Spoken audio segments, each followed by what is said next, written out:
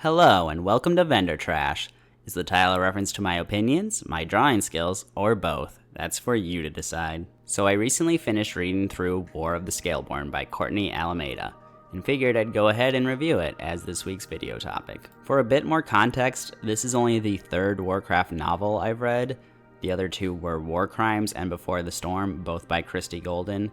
And my extremely brief commentary on those is that War Crimes had a terrible premise but was executed well, whereas Before the Storm had a great premise but was executed poorly. And I'm not putting all of the praise or all of the blame on Golden there, as I realize that any Warcraft author has to work within certain confines. That being said, I did enjoy War of the Scaleborn more than either of them, though that may be comparing apples to oranges a bit, as Scaleborn follows much more minor characters from the franchise, and I think that it is to the novel's benefit. There is both more freedom in exploring the histories of the characters and a greatly reduced risk of betraying any of their characterizations. Now, this is by no means going to be a spoiler-free review, so if you have any plans of reading it in the future, you may want to click off the video now. The book takes place in the centuries immediately following the defeat of Galakron and the dawn of the Aspects. The first chapter literally begins 10 years after that, and this means that a very important backdrop for the events covered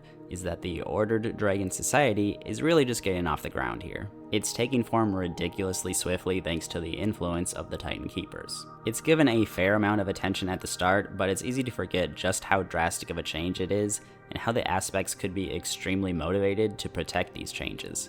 It'd be like if we, in the modern day, risked going back to a hunter-gatherer lifestyle.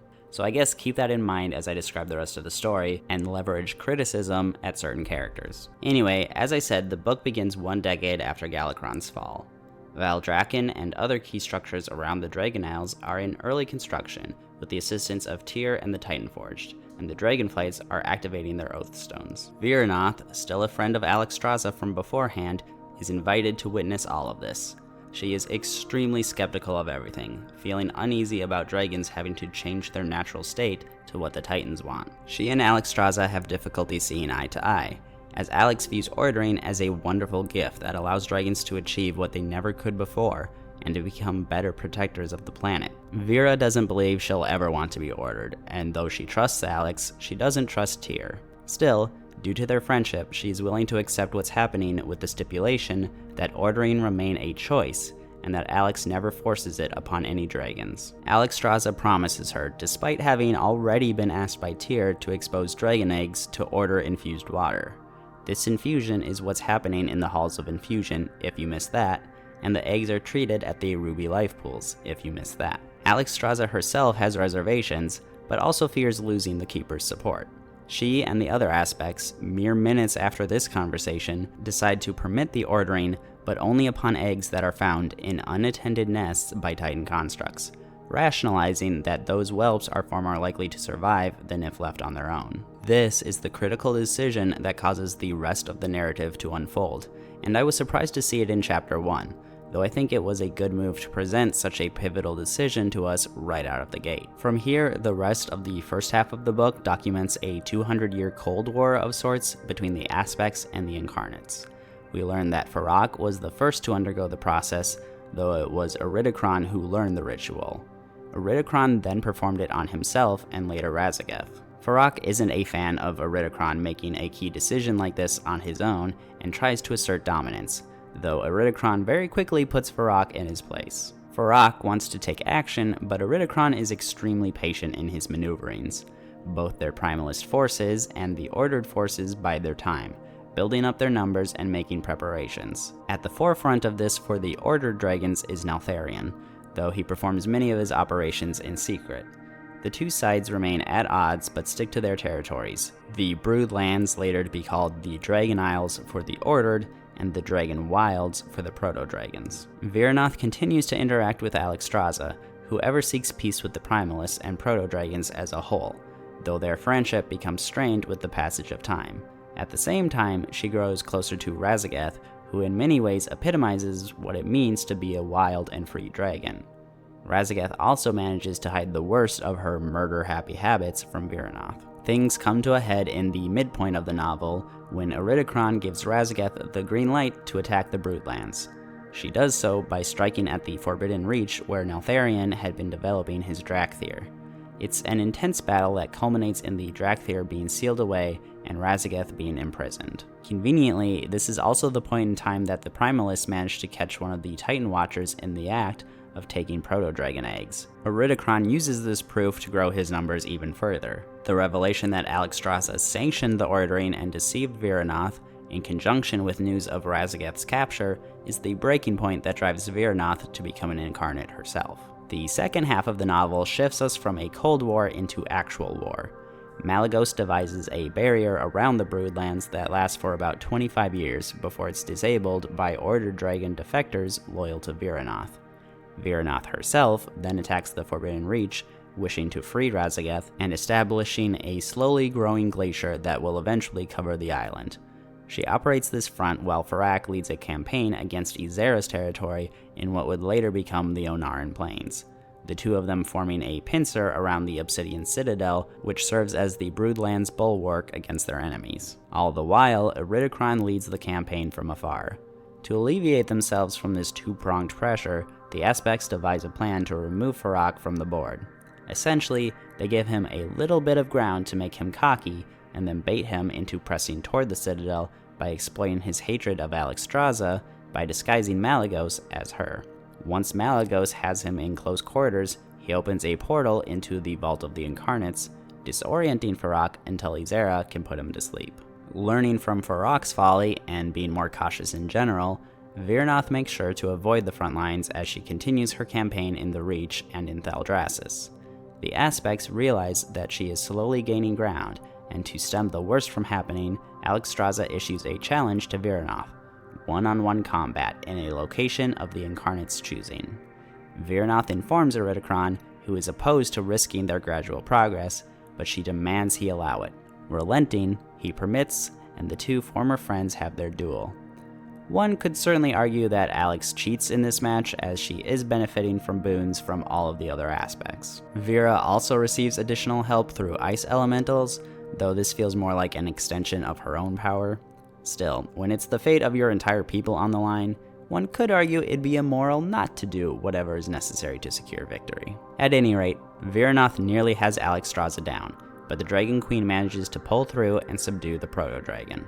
Whilst this match occurs, Iridikron utilizes tunnels that he had spent centuries slowly carving out beneath the Broodlands to sneak his forces into Valdrakken. Neltharion, Ysera, and Malygos manage to fend off the attack, Nosdormu having covertly accompanied Alexstrasza. Now, with all of his co-incarnates locked away, Iridikron is on the back foot. He still has the raw numbers, but that is clearly not going to be enough. He makes an agreement with the Jarradan elder Agira for her aid and prepares his defenses at Harrow's Deep. As the Aspects' armies make their camps around his territory, he launches a surprise attack by erupting all of the surrounding volcanoes, adding chaos to the battle and a territorial advantage to his side. Nevertheless, the Order Dragons manage to prevail, their unified efforts being too great to overcome. In the final thrust, the 5 Aspects and about 100 shock troops push into Harrow's Deep itself. Iridikron uses his mastery over the dwelling and the earth itself to split Neltharion off from the others who are engaged by Agira and the Jarradan. They fail, of course, but the maneuver does lead to Neltharion having to face off against Iridikron himself. Although Iridikron possesses the home field advantage, Neltharion does manage to come out on top, and with that, the war comes to its end. The Vault of the Incarnates is properly sealed. Order Dragons strike a formal agreement with Proto-Dragons, now at least partially led by Sysance, a follower of Viranoth who switched sides after her capture, as he did not agree with Iridikron's leadership. The Aspects would leave the Proto-Dragons to their own affairs in the north, save for Wyrmrest Temple, and would no longer continue the practice of taking and ordering their eggs. The Dragonflights, after centuries of war, prepare to put the past behind them and forge into a better future. There is also a prominent subplot throughout the book that mostly focuses on Talonstraz and Lylastraza, brood siblings who were taken by Titan Keepers in the wilds and incubated in the Ruby life pools. They bond a bit with Viranoth as playful whelps. As the truth about their origins emerge, the two of them take diverging paths. Talon is irate at the injustice done to them and sides with Viranoth, viewing her as a mother figure in lieu of his actual parents who he never got the chance to meet. Lila is grateful for the gift that was bestowed on them and remains loyal to the Flights. The two siblings naturally become estranged during the conflict, arguing their opposing views and eventually fighting for opposite sides, but ultimately maintain an unbreakable bond and fondness for one another, managing to reconcile in the end. Now, let's look at the characters involved. I'd say that Virnoth, Alexstrasza, and Neltharion constitute the main cast, though others are worth mentioning. First up, let's cover Virnoth. For Virnoth's part, she is very likable. She has a very withdrawn and introverted personality befitting of the Ice Incarnate. Still, she is simultaneously very kind and nurturing, caring intensely for the whelplings of her kind. She even sacrifices some of her privacy in her eyrie by allowing other proto-dragons to settle there when they have nowhere else to go. It may seem strange that she would wind up throwing her lot in with the Primalists, but it makes sense from her perspective. If a bunch of aliens showed up on Earth and tried to convert humans into neo-humans, you'd probably be very wary if not disgusted by it. Even more so if they started doing it to our babies and lied about it. Even more so if they also took your best friend prisoner. I dare say she should be considered the protagonist of the book over even Alexstrasza, although her capture does afford Alexstrasza a good deal more page time. Next up, we have Alexstrasza herself. I found myself very frustrated with Alex throughout the book. She had tremendously good qualities to her that made her the fitting heart of the Dragonflights. Most importantly, she has a nearly inexhaustible reservoir for compassion and forgiveness, and that's very admirable. But she simultaneously displayed a shocking lack of empathy. She seemed astoundingly incapable of truly understanding Virnoth's point of view. Why wouldn't my dear friend want this gift that we've been bestowed with? Why does she not want to join our society?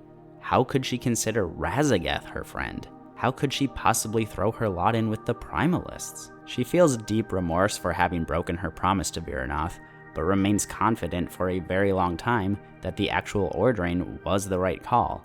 If Alex had managed to actually get Vera early on, a lot of the strife between them could have been avoided. Was she straight up brainwashed by chemtrails in the water?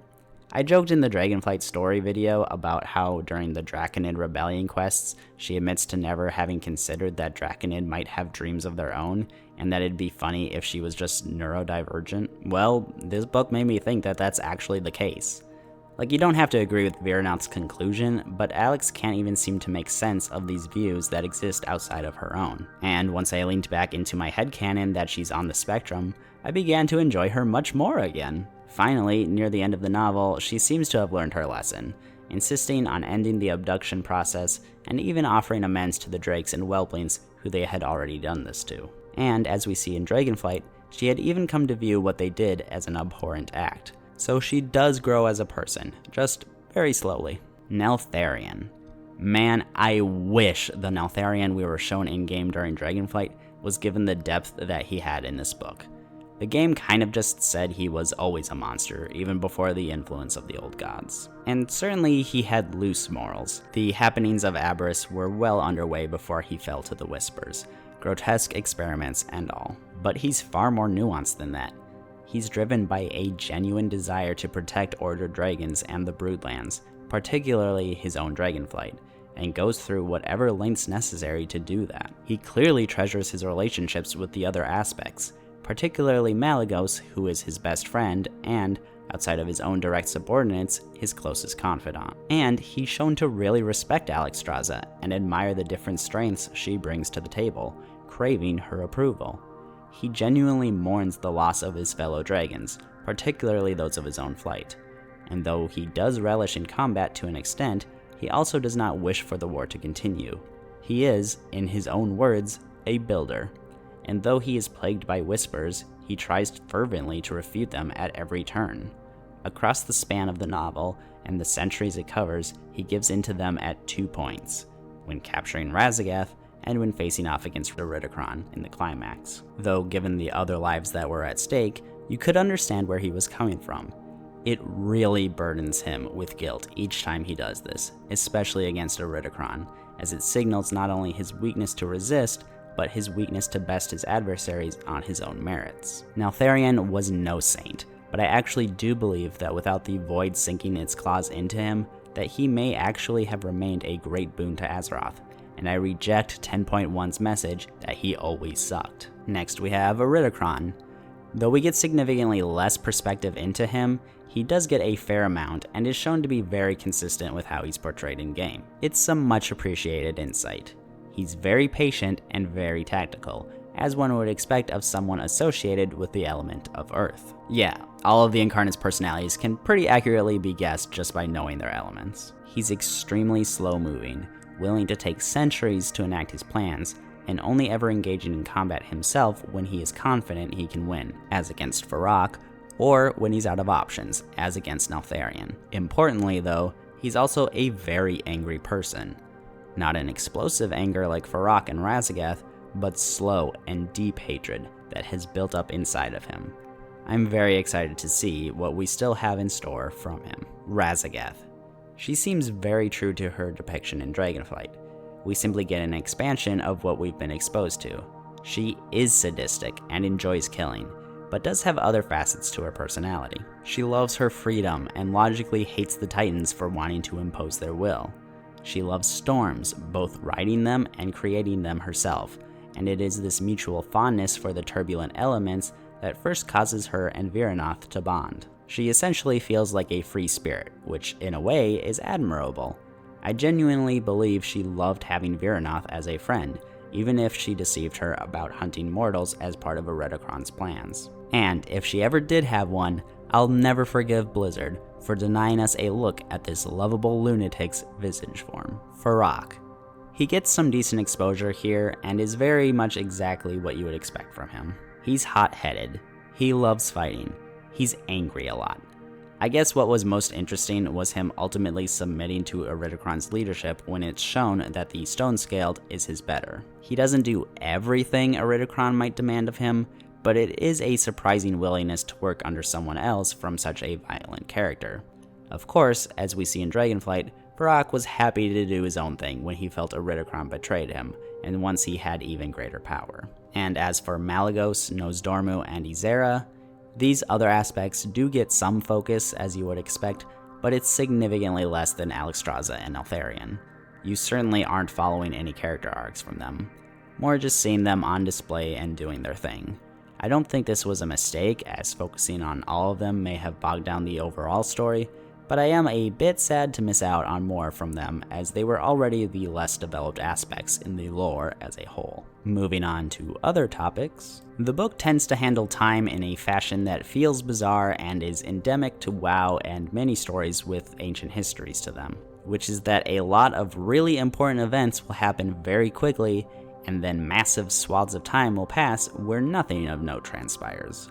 Warcraft's main narrative definitely has this feature, as relatively little happened between the War of the Ancients 10,000 years ago and the start of the RTS games a few decades ago. Though this is at least partially being explained as a symptom of Azeroth nearing her awakening and the different cosmic forces moving in on her. Anyway, the problem is also present in Scaleborn, probably as a byproduct of not wanting to split the narrative into an excessive number of scenes and disorient the reader. There are multiple instances where the 5 aspects will have a meeting and in the span of minutes decide what they're going to do, and then spend decades or centuries carrying it out with very little pivoting. Yes, time likely feels different to creatures that live that long, but it still felt odd, especially when very important decisions were being made with very little time to deliberate and contemplate on them. The most pivotal decision in the book, what to do with the ordering of whelpling eggs, was decided upon in the span of like an hour. And of course, it felt a bit strange that this war, even when active, lasted so dang long. I realize that kind of lines up with some long-running real-life conflicts, but Scaleborn is about dragons, who can do a lot more damage a lot more quickly than humans. Especially the 9 aspects and incarnates. It takes a bit of suspension of disbelief to buy that any open conflict wouldn't have resolved more quickly than it did. One bit that was a little frustrating is that the aspects almost seem to be getting in their own way for much of the conflict. Viranoth remained neutral for a very long time, ultimately siding with the Primalists due primarily to the forced ordering of whelpling eggs. They also allowed it to continue for centuries even after Tyr was gone, and the dragonflights were more firmly established. If they had even called it off after the first 180 years or so, they could have gotten away with it with no proof, which is more of a risk analysis than a moral one, but it was noteworthy. Alexstrasza was also not the best at maintaining their friendship otherwise. It could be argued that Razageth's imprisonment alone would have swayed Viranoth, but I think it more likely that she would have heard things out, and it cannot be understated how much of powerhouses the aspects and incarnates are in this conflict. 5 aspects, even with lesser armies, could have crushed Iridikron and Feroc alone if they set out to do so. Neltharion also made 2 questionable choices. The first was when he, Alexstrasza, and Viranoth were investigating destroyed mortal camps on the border of the Broodlands, executed by Razageth and Iridikron's sister, Acronia. He discovered Fulgurite, and concluded to himself that it resulted from Razageth's lightning striking the sand. For whatever reason, because I suppose it wasn't conclusive enough, he did not share this with either of them, but doing so may have spurred Viranoth to doubt Razageth, even if she was not wholly convinced. His second odd choice was during the defense of the Reach against Razageth's assault. He wanted to use his Drakthir, unified with the Oathbinder, to defeat her, but she wound up striking it with lightning, destroying it and injuring his arm a bit. With the Drakthir's coordination weakened, he gave in to the power of the Void to pull her into the Froststone Vault. This is shown during the Legacies Chapter 3 short, and is considered the pivotal turning point in Neltharion's resistance to the Whispers of the Void. But it really didn't feel like he needed to do that. At no point in their battle did he even leave his visage form, and he's the aspect of the Earth. Did he not think himself capable of beating her in combat?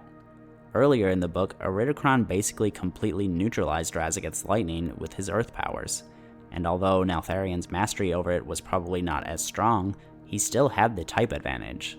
It felt bizarre to me, and is probably more the fault of whoever wrote Legacies. And this is a bit of a tangent, but one fun element that the book touched on were the Ares of the 4 incarnates. They were Harrow's Deep, Iridikron's lair beneath a mountain north of Dragonblight, the Caldera, Feroc's domain somewhere south of Dragonblight, the Whorl, Razageth's dwelling, which, if I remember correctly, was near the border between the Dragon Wilds and the Broodlands, and the Frozen Fangs, Viranoth's dwelling on the northern coast of what was Northrend.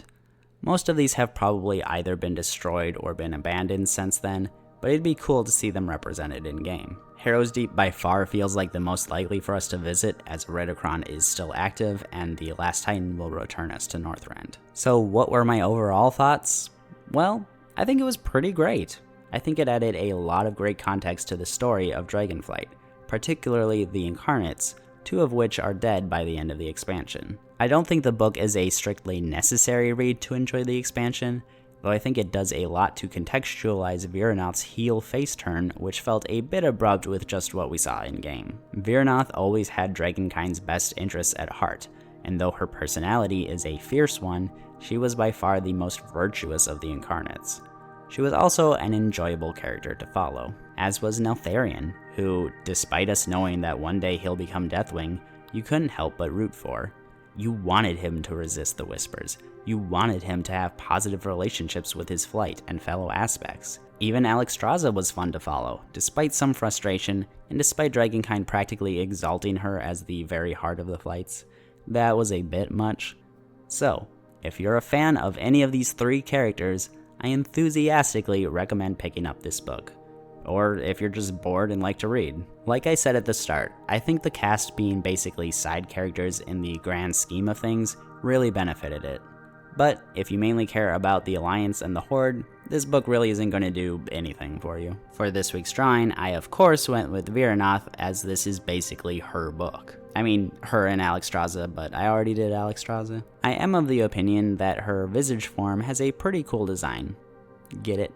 Cool. I particularly like her dressed skirt thing that looks like dragon wings. I will say that the first time I saw her visage form, my thought was, oh, that's extremely similar to the Winter Queen. But it is, in my opinion, much better, although that could just be a reflection of me thinking that Viranoth is a much better character. Yeah, I never really liked the Winter Queen. And for the background, I wound up drawing her in Icecrown, just because that's the best approximation we have of where the Frozen Fangs were. We know it was near the northern coastline, which basically narrows it down to Icecrown or Storm Peaks. And given the massive Titan presence in the Storm Peaks, I don't think she'd want to settle there. That being said, I didn't want to include any Scourge architecture as it didn't really seem fitting to her, but there are surprisingly few spots around the edge of Icecrown that don't have some Saronite or Vrykul building. So I just found a spot that mostly worked, ignored the building, and added a cave as I'm pretty sure she had one. I know the background was very simple, especially compared to certain other ones I've done, but that just tends to be the case when I have more nature-based backgrounds. I mean, I'm certainly not complaining about having less work to do. But I think that about does it for me,